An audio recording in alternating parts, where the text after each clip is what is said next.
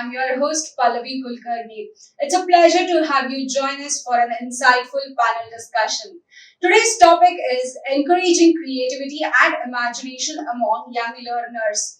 We have a panel of expertise who are shaping the future of education to guide us through this insightful panel discussion. First on the panel, we have Ms. Charumitra Goenka, Principal of Kidoz Play and Learn Montessori, Jainagar. She is a sociology graduate from Miranda House, Delhi University, who began her career as a corporate trainer, leading training for 7 years. Realizing the importance of skills like communication and personal responsibilities in early life, she transitioned into early childhood education. With 13 years of experience, Ms. Goenka founded a preschool focused on holistic child development, emphasizing emotional intelligence, curiosity, and a lifelong love for learning. Her approach ensures children grow into responsible, self-aware individuals prepared for academic and life success. Next on the panel, we have Ms. Tuti Mehrota, founder director of Linden Montessori. With over 15 years of experience in education, holds a degree in education, and she is trained in the Montessori method for pre-primary and elementary levels. She has worked as a teacher, corporate trainer, entrepreneur, and author, founding Linden Montessori in Bangalore. An alumni of IIM Kolkata's Education Leadership Program, Stuti is committed to transforming education, believing that every child should have access to learning within 5 to 6 kilometer radius of the school. She also authors the Joe Books Phonics series designed to build early literacy for children aged between 3 to 6. Next on the panel, we have Dr. Sunita M., founder of Roots to Vruksh Early Learning Center. She is a civil engineer, educator, and entrepreneur focused on education and community development. She aims to create a learner-driven community that fosters life skills and authentic learning, while also empowering women to become successful educators. Founder of Roots to Vriksha Early Learning Center, RV Learning Center, and Nursery Training and Montessori Teacher Training. Dr. Sunita transitioned from multinational companies to revolutionize education. Dr. Sunita has been awarded with doctorate in 2021 from Theophany University. She has dedicated her free time to training her team and enjoys singing and reading. We are honored to have all three of you in the panel discussion. Thank you. Thank Yes. you, Pallavi. So with that, I have my first question to Mrs. Charumitra. So, ma'am, how important it is to foster creativity in preschool as it's the foundation level of every student's life, and how does it help them in their further growth? Thanks for the question, Pallavi. I think it's the need of the hour. I think creativity is sort of at the base of what all of us are trying to do with young children today. From the time that we attended school, and especially our early years, it's been many, many decades, and things have changed so much. Today, a lot of work that traditionally we used to do, those jobs already don't exist and are being taken over by machines or AI, and in the future, it will be only more so. So earlier education was when the schooling system started, sort of. It was after the Industrial Revolution, and we were being prepared to become really good workers in factories, etc. Yes. The kind of jobs or the kind of life that the kids of today are going to lead in the next 20 years is very different. The whole scenario has changed quite a bit. We need to equip them to deal with what is to come. And none of these rote learning sort of jobs, none of the routine jobs will even exist in the future for human beings. The only way they can make a difference is through their personal creativity. Yes. What is it that they bring to the table has to be unique to them. Anything that can be done by a machine will be done a lot cheaper, a lot better, a lot faster by a machine. So it's really, really important at the root of everything that we do to foster their unique creative ability. Now, what do I mean by creativity? They have to learn how to think for themselves. They have to learn how to approach problems, in a way and find solutions by themselves. We have to equip them with how to think about finding solutions versus offering a solution on a platter. Gone are the days when we could teach children by writing on a blackboard and then simply copying. It's not going to happen anymore because they're not really learning anything via that. Play has become such an important part of learning here. because via play they are able to explore their creative side, so to speak, to come at solutions, to find different ways of doing the same thing. In a simple example of even art and drawing today, we no longer ask children to color within the lines. That is not a metric of how well the child is doing. Use any color to paint the sky, use any color that you like. It's your creativity that matters. The days of right and wrong answers are long past, and it is the inherent creativity of the child that we are looking to cultivate at most of our schools now. Yes, that's the wonderful answer to start our panel discussion with. So my next question is to Ms. Tuti. So ma'am, now we are speaking about a lot of creativity, but what about the materials and resources that we need to inculcate or that are essential for creativity in the preschool? Sure, thank you, Pallavi, for that question. But before I answer that question, I wanted to say something about what my co-panelist Charu just already spoke about. So, and I cannot agree more with her about whatever she said and told us. Yes. I want to point out that when we're looking at creativity and innovation at the preschool level, so we have to understand that, as a society, as a world, as a country, now we're looking at the problems of global warming. We're looking at pollution. And when we are raising this new generation, what do we want them to do? So if we want them to find out creative solutions to the problems, real problems of the world, it has to start from preschool. And it has to continue in the school level, because creativity doesn't come by just sitting in the classroom and listening to the teacher. So it has to be much more than that. So they have to be, as she said, they have to be given a chance for self-expression, creativity. They have to be given hands-on experiences for us to raise a generation who can think differently and come up with creative solutions for the problems of the world. So I just wanted to add to what she said. And coming back to your question, so again, when we look at, okay, what are the materials that we need at the preschool level in terms of supplies, say art supplies and stuff. So before coming to that, we have to look into, first we have to understand that how does the brain work from 0 to 6 years. So we all say that 90% of our brain develops by the time we are 6 years of age. So why does that happen? Because the brain cells, which are the neurons, the amazing connections are happening at a very fast pace in that age. Now it's very important that in that age, we give the children the required stimuli in the environment so that those connections can happen very well. Yes. Which is why the need for them to really explore and do hands-on activities, do experiential learning, because there's a very strong connection between the hands and the brain. Because the hands send signal to the brain, and that's how the brain is developing. And if you contrary to this, what is happening? They are giving gadgets.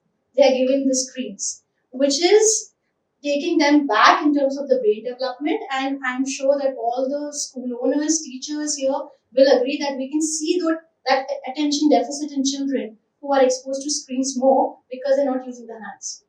So now coming back to the question, so what kind of supplies do we need in the classroom? So as many experiential resources that you can have in the classroom, which need not be expensive. So you should have, we can have water play. We should have paints. We should just let them explore. If it's possible, take them to outdoor areas as much as possible. Let them dig in the mud. Let them get dirty. Let them make a mess. Because that is only how they can, come up with creativity, and they can feel, have a sensory experience, and that's how the brain is going to develop. Yes. So to quickly add on to what Sudhi is saying, especially in the end, it's such an interesting thing. Studies have literally shown if you let children get their hands dirty in the mud and play with different textures, it is so good sensorily. They are actually open to tasting a variety of tastes as well, experimenting a lot more with that going forward, versus sticking to I don't like this, I don't like that, and I only like a very strict palate. The more you let them experiment with their hands, so sensory signals work to open up your brain to other kind of sensorial experiences as well, including your taste buds. And that I think is a great thing, a great outcome. I'm so happy to see that there is so much more research that exists into early brain development, and that all of us as educators are able to draw from that research to orient what our classrooms are. Again, the question that was posted to her about what kind of materials, and as she pointed out rightly, that it needn't be expensive. It's okay to have a corner with just cardboard kept around. When they go out for nature exploration, as she was talking about, I'm sure in all of our schools, they collect their leaves, they collect their rocks, they collect things, and they can create something out of it. And it doesn't even have to mimic a real object. They can just name their own things and create something completely new that didn't exist before.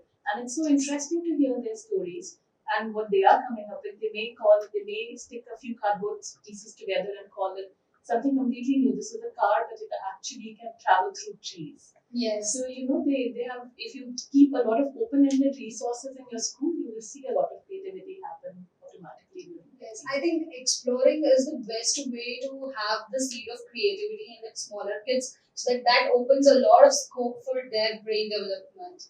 Great answer. Sorry, adding to that, Yes. what Charu said, this I thought I would share this as well. That even this is for parents as well. That let's not buy them too many expensive battery operated toys. In fact, we can give them loose parts. Like you can even give them the covers of plastic bottles which you have at home, which you may throw away, right? Just give them those the tops of the bottles and ask them to build something with that. You can even use kitchen rolls, the toilet rolls, and let the children give them a design challenge. Okay, let's see like what they can do with that. And I think the adults are going to be amazed at what creativity they come up with. So we don't have to worry about that it has to be expensive. Yes. It can be really anything which can, kind of encourage creativity, and they'll have fun, and has to be open-ended. Yes, that's wonderful, ma'am. So with that, I have my next question to Dr. Sunita. So, ma'am, since we are talking a lot about creativity and there's no limitations to those creativities, so what is that creative effort needed to celebrate it without focusing on the outcome, or we need not expect the results of it, yet give them the space of creativity? How is it possible? As Pallavi, you are asking, when we teach a child, we that needs to be process oriented rather on the result oriented. When we start working on the result, then we are suppressing the creativity of a child. So give a child an open-ended activity where there is no right or wrong, where child can experience, explore, and express how exactly they feel their creativity, and they express during the activity. Okay, so don't give them a result oriented process. Give them a process where it is more into a process oriented. So when we ask the child after completing the activity, how are you feeling it, how the difficult it was, how you was there any challenges, and how are we going to tackle those challenges in future, that is going to help a child rather suppressing them on the result. We as an adult, we need to express or inform our child about the experience of value, where how the value, the process is more valuable than the result. Yes. When it is process is valuable, then the child will start working only on the process rather suppressing themselves, what the parent will think, what the teacher will think. Then you will not get that real creativity from the child. Okay, and give them a pace where to transfer from the result oriented to a process oriented. For sure, even for the parents it might take time, but ensure that you give or encourage them for small I just want to add that I think for decades, Yes. as an education system, sadly to say that we have always been result oriented. It has Yes. always been, what are your scores like? What are your grades like? Yes. It's high time we focus on their learning, and this will not happen unless teachers, principals, Yes. and parents are focusing on the process. So, Yes. as she rightly said, it's the process and not the product. Because if Yes. you're taking care of the process, the product will automatically take care of itself. Yes. And it's the joy of learning. Because if you're looking at the skills of which is needed for this generation, it's about adaptability. Are they eager to learn? Can they relearn? Can they unlearn? That will only happen if they like the process. Yes. So just an example of how, in a very simple way, how we can encourage it. So instead of, again, when a child suppose draws something, right? And we say, very good, star. Okay, so this is just product. Now I say, if I like the drawing, I say, I like how beautifully you have colored this with blue. You know, Yes. I like how you have done this. So now I am sticking to what the process has been. Yes. And that is how these are just a simple example of how they can actually encourage this in different ways. Very I true. want I to guess. add on to Yes, what sure. both of them are saying, specifically in our context, when we are talking about process versus product in preschool children, please remember they're literally preschool children. Yes. They're not Yes. even 6 yet. Yes. So, this is the time where we're teaching them the processes. Yes. There is no joy in teaching them that 2 2s are 4, 2 6 are 12, because there's a lot of time for that already. Right now is exactly the correct age where we explain to them what multiplication really means. It Yes. means repeated addition. Yes. And not just say it in one word like when you and I went to school, but actually show it to them, because now there are so many wonderful materials in the market. Not just materials, educators as ourselves also have understood how important it is for a child to understand what division, what multiplication, what any of this really means. Yes. So whether it is drawing parallels to our day-to-day lives, or why are we using this science, where can it actually be applicable, what really is gravity or ball is, when they're building a pink tower or when they're doing something, they're automatically learning about dimensions. They're learning about so many things. So 0 to 6 is literally the age where we need to teach them the processes. Yes. The rest of their lives through high school and college, they will arrive at the right product if we have done our job right, and in the early years, we have helped them to, focus on how important it is to follow the process. Sometimes some children get the answer by fluke. Yes. They've heard 2 2s are 4. Maybe on their Alexas at home, they have Yes. learned and memorized certain things already. If we focus only on the product, then the child will not be able to replicate that the next time. As long as we focus on the process, and this is the correct age to do so, Yes. we are ensuring that the learning further continues as they go ahead, and they continue arriving at the right product for much longer than if we were just handing over the product to begin with. Yeah, Very to add on to this Yes. point again, when we are making our child to be very creative, let's start giving them a playful way of activities where they will involve completely and they can collaborate, they can explore, even we can see their determination too. Okay, so let's focus on the process rather going Right. on the result. Yes, I think the process will help them to improve what they are doing instead of just trying to be the best at what they are doing. It gives the steps of climbing every step at every time so that the end product will be even more better than just focusing on the product. Yeah, and also we can also give examples of great figures where to succeed even they failed. So sometimes we learn from our failure also, right? So Yes. self correction or self determination is very Yes. much important in the process of learning. To that, by now, tying back to my earlier point of AI, in colleges, children are now submitting their answers using AI. Yes. And this extends up to college, where professors are now asking you to show in process. Show your process. How did you arrive at these answers? When designers are being asked to design something and submit, they are being asked to submit their in process videos as well. So process is going to be everything to separate your work as uniquely yours. In this age where plagiarism is such a big issue, I think process becomes even more important to set your creativity apart Yes. and not let anyone else do it. Yes, we have got really wonderful answers on that. Moving to next question to Miss Charumitra. Tell me how flexible preschool and educators need to be and allow those kids to express their creativity and not hindering them by giving the boundaries or the measurements. I would say flexibility is at the heart of what a preschool teacher does, Yes.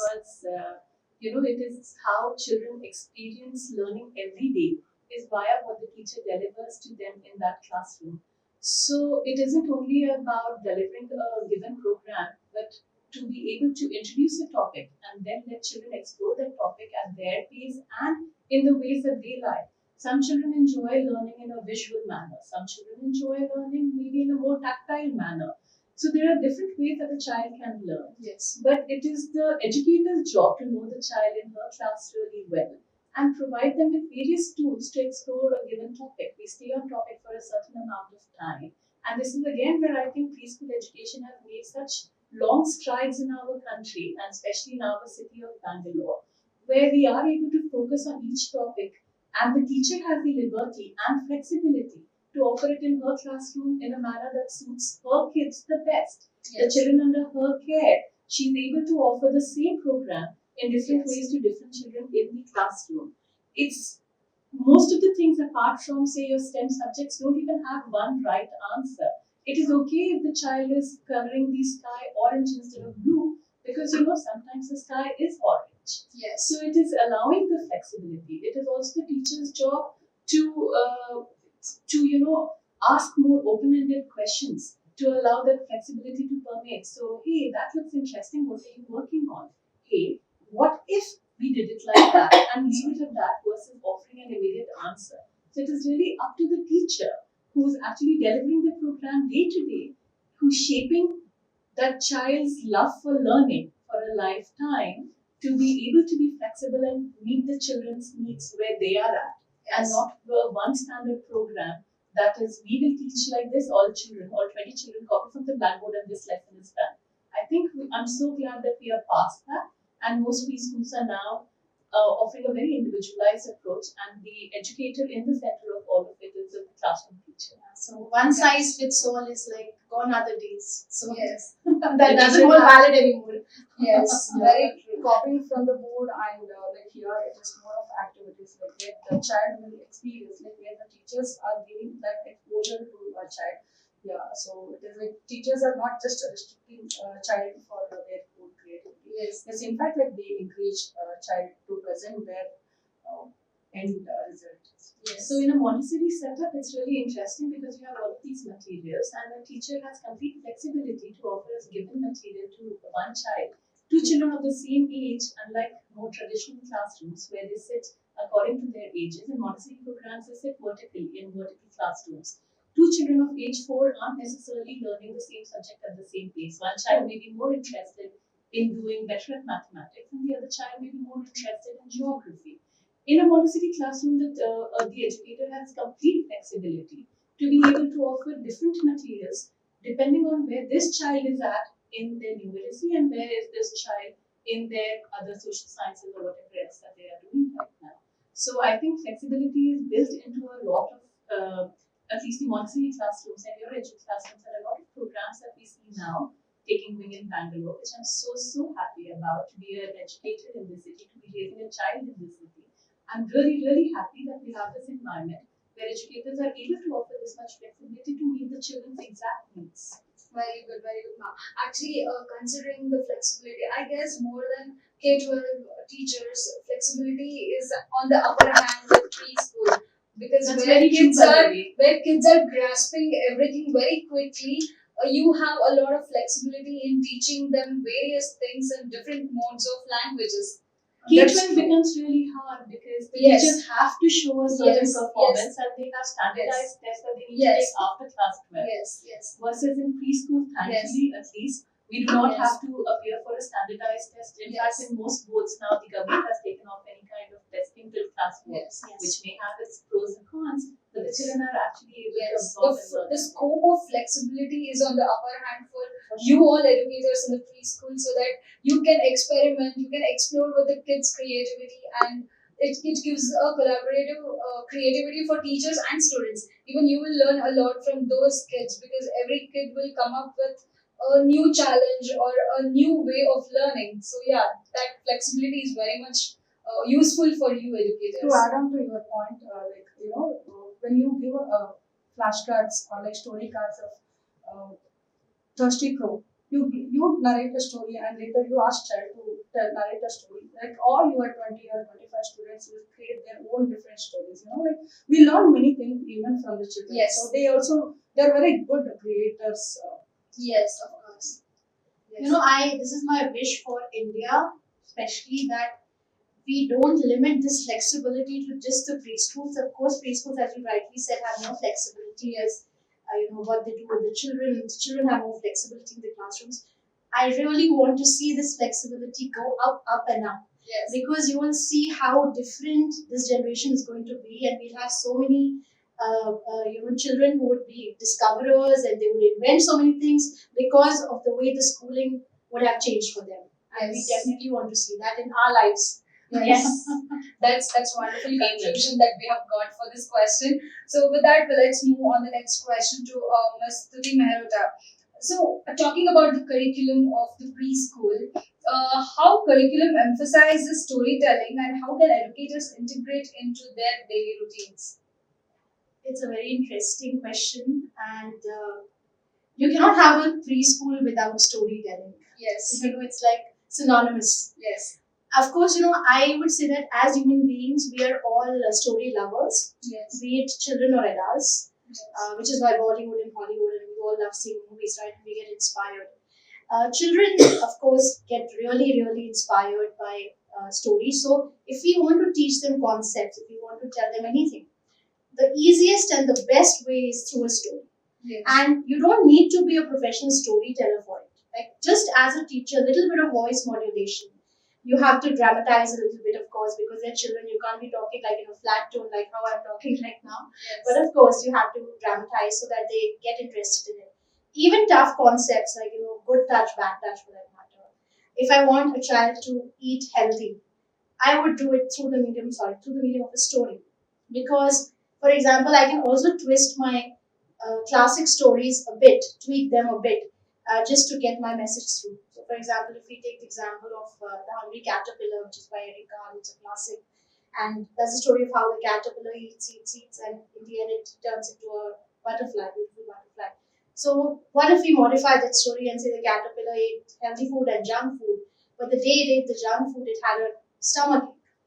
Now I have got that message. No, my message is through. I don't have to tell a child, don't eat this, don't eat chips. Why? I don't have to. They've got it. They've got it. Yes. So that's the power of stories. That's the power of stories. That's And wonderful. yeah, they have to be woven into the curriculum Yes. like really, really closely.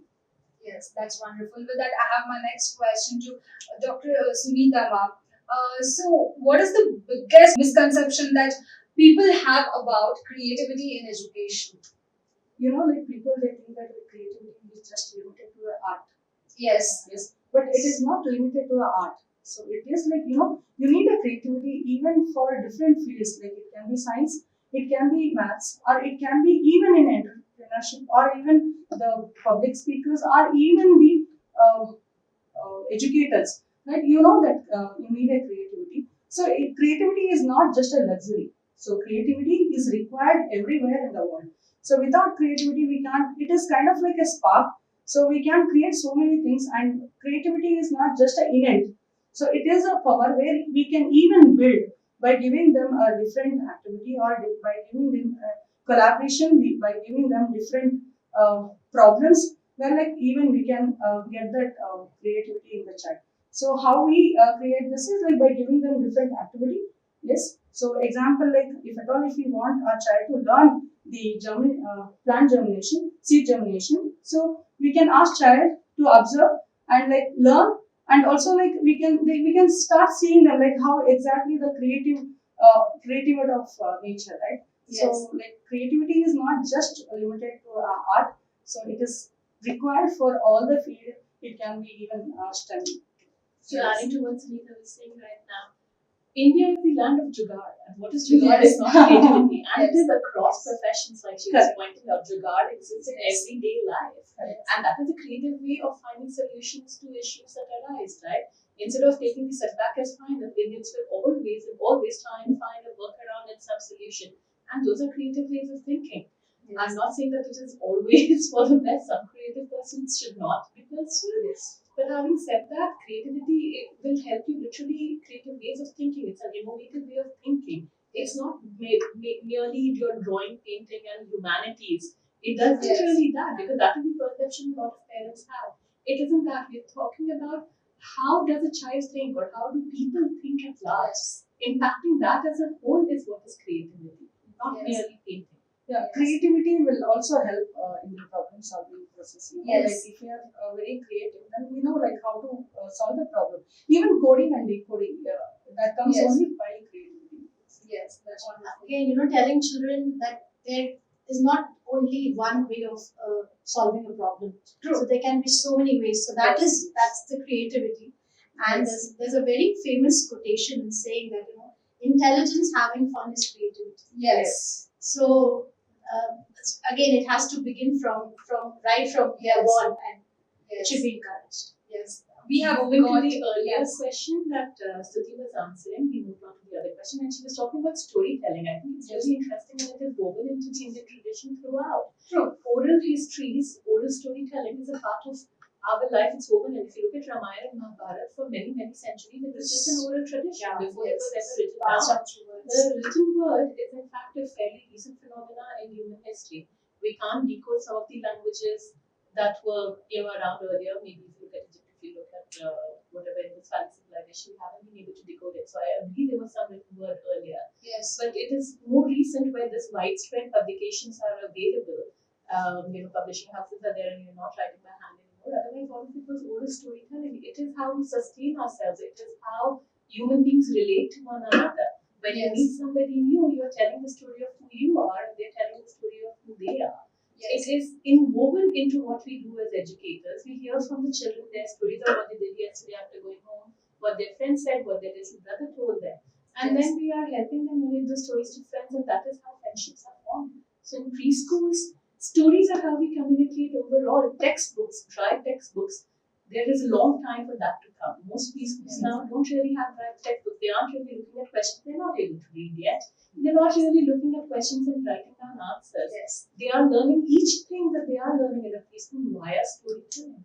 Yes.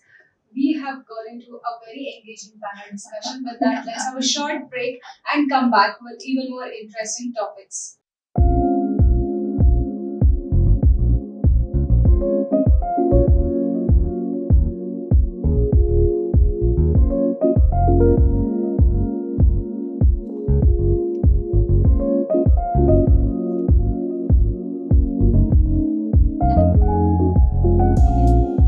Renuka, Yes, ma'am.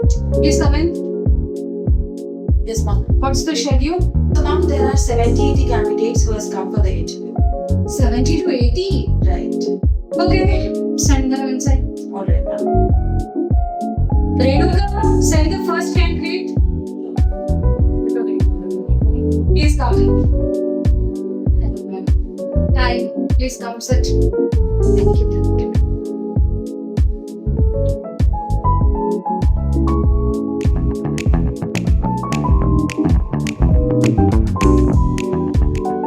Thank you. Thank you.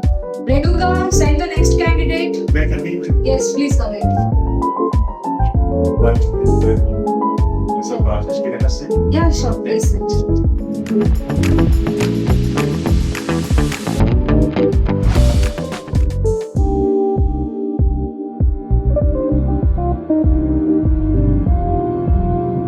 Renuka, Yes, ma'am. come here. Yes, ma'am. Ma'am, why do you look so tensed? None of them fitting well for the job. What should I do? Right. Is that it? That's a lot. Why don't you try EdHR? What is that now? EdHR will help you hire the best teacher for your school. So you can just sign up to that. Wanted top tier teachers for your school? Sign up with EdHR now and unlock a world of talent. Hire the best that inspire greatness. Transform your school today. That's interesting. I think it will make my job much easier, and every principal should use that. Right. Hello everyone, welcome back to the most interesting panel discussion. We are talking about creativity among young learners. So my next question is to Ms. Tuti. So talking about creativity in school among kids and teachers, what about the parents? So what role do parents play in encouraging creativity in their preschool age children, and how can preschool partner with parents in this effort? Right. So again, it's a great question, Palvi. So we as a preschool, and I'm sure most preschools out there, are looking at parents as co-educators. Yes. So we all are in partnership for the development of the child.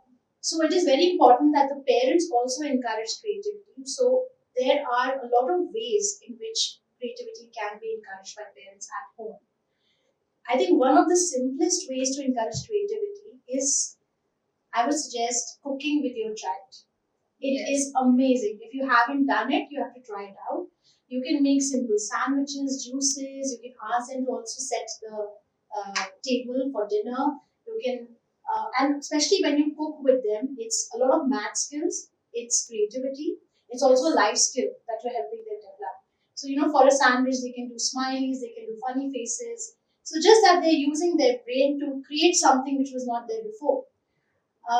Even reading to the children will help in encouraging creativity. Where you can read a story and ask them that if this situation weren't there in the story, how would the character would have reacted? And as a child is thinking about it.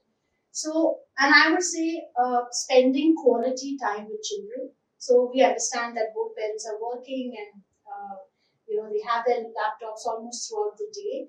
But I always say that you have to be not just physically, mentally be present with your child. Even if that may be for just 30 minutes of the day, but you have to be totally present with your child. If possible, take them outdoors, go for excursions, go for nature walks. That itself, the environment itself is going to help them get more creative, and you can do so many things. So, again, design challenges, giving them design challenges is another thing where you ask them, you can give them a pack of cards and say, okay, let's build a tower. Let's see how high it can go. Does it need a better base? You can ask questions like that. I would say doing jigsaw puzzles together is a very good way of encouraging creativity in children. And one recommendation would be that when they ask you questions, if not for all, at least for a few, don't give the answers and say, let's find out. Let's find out. Yes. So you will see that it's going to be like you would set them on the path of discovering and finding out, and that itself will lead them to build that creativity. That's wonderful answer that we have got. With that, my next question is to Ms. Charu. What kind of professional development or training should preschool educators receive to support the development of creativity in the classrooms? I think that's an extremely important question because, like I said earlier, the preschool facilitators are at the heart of this entire learning revolution that we're seeing right now. Yes. They are the ones who are actually delivering it. Having said that, I think the most important training that we can have for the teachers is unlearning. Not learning something new, but unlearning own personal biases from their own schooling time. Because all of us grew up in a very different time. The educators who are teaching today did not go to the schools that we have created today. So they did not do this. So in their time, being a good student perhaps meant sitting in one place and giving the right answer, giving the exactly correct answer and being really quiet. So unlearning these personal biases and realizing that noise, disruptions, etc. are a natural part of how a very young child learns. It is really hard for them to sit in one place. To basically unlearning a lot of biases is what it comes down to. And specifically, maybe we can have teachers more trained in storytelling, more trained in theatre, so they can make the class engaging. In arts, in simply drawing something simple when they're teaching 1, 2, 3, 4, writing that, maybe creating different birds or shapes or trees out of it. All of us have done it and kids find it really engaging. So some art, some theatre, some storytelling lessons would go a long way. A lot of adults, as we become adults, we lose our joy and we're not as comfortable moving around and using our whole body. We don't dance, enjoy, we don't do these things. So a lot of it comes down to using your whole bodies to teach and encouraging the children under your care to use their whole bodies to learn. It ties back to what Siti was saying earlier, using your hands to learn. The teachers themselves have to be willing to get their hands dirty and work with the children to create different things.